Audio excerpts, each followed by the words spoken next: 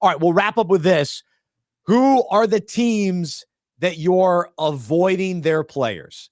And maybe not completely, but just in general, you're staying away from them based on they're too hyped or they're too bad. And those are kind of the two. For me, that's how I'm making my decision. I'm like, I'm not paying the hype price. And then that team is just horrendous. I just don't want to deal with them. So I will start, and I'll just do real quick. The Kansas City Chiefs, you pay the Super Bowl price.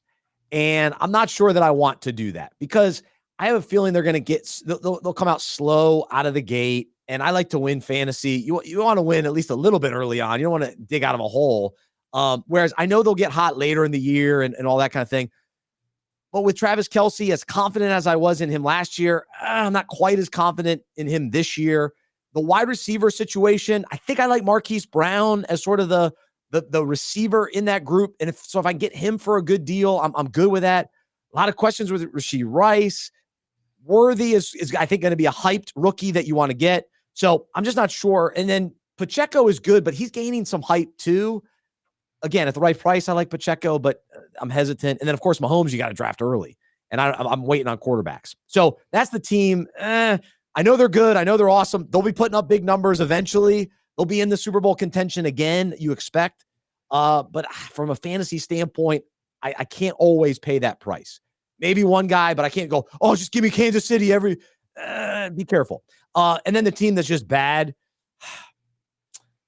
I think it's the Vikings. I think the Vikings are the team that I don't feel good about, and I'm worried about going in on really any of their players. Like even Justin Jefferson, as awesome as he is, I don't want him in the fifth. I told you last week on the show, the fifth pick. No thanks. So a lot of question marks there. I'm out on the Vikings. I will be avoiding them for the most part. So how about for you? Yeah, the Vikings one is interesting because a lot of talent there, but just how much can Sam Darnold, utilize that talent? We'll see. I mean, he's had some growth under Kyle Shanahan. Kyle Shanahan said he was like Steve Young or something like that a few years ago, which I don't know. I don't know if that's end up going to be the case, but I guess we'll see. Maybe he's Steve Young and he has a late career resurgence. But yeah, the Vikings are definitely, I think the guys are going too high, even though I don't think they'll be terrible. I think they're too high. A team that I'm pretty much out on this season is the Cleveland Browns, despite them making the playoffs last year. And, Kevin Stefanski, coach of the year. They had Joe Flacco ended the season, but we've been like 3 years into the Deshaun Watson experiment now. And he's either not been healthy or not been good. And I don't want Jameis Winston having to come in and support my fantasy stars on my team. I'm out on Amari Cooper. They bring in Jerry Jeudy, who everyone's been waiting to break out for his entire career, but I don't really see it happening. David Njoku I like as a player, but again, I just don't think I'm going to pay the price for him in drafts, especially with the unsurety at QB. And then look at the running back room. I mean, Nick Chubb's fantastic. We were all in on Nick Chubb last year. When healthy, he's one of the best running backs in the NFL, obviously. But he had a catastrophic injury, late in the season last year.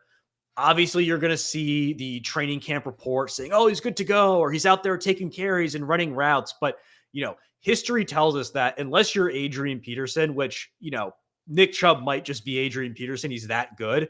Typically, you do not want to draft running backs the year after them having, a terrible ACL, MCL injury. It just does not bode well. Plus, he's getting up there in age, has a lot of carries under his belt. I also I just don't know, are they going to force him back too early and he's not going to be super efficient, which then takes away touches from Jerome Ford, I'm fine taking a shot on because he's just going for free in drafts right now. But the whole wide receiver situation, running back situation, QB, it all just seems really messy to me in Cleveland. They'll probably end up being a good team because if you can make the playoffs with Joe Flacco, doesn't really matter what's going on. They can probably make the playoffs again this year or at least finish the winning record. But I don't know. I just don't want to touch any of their fantasy assets.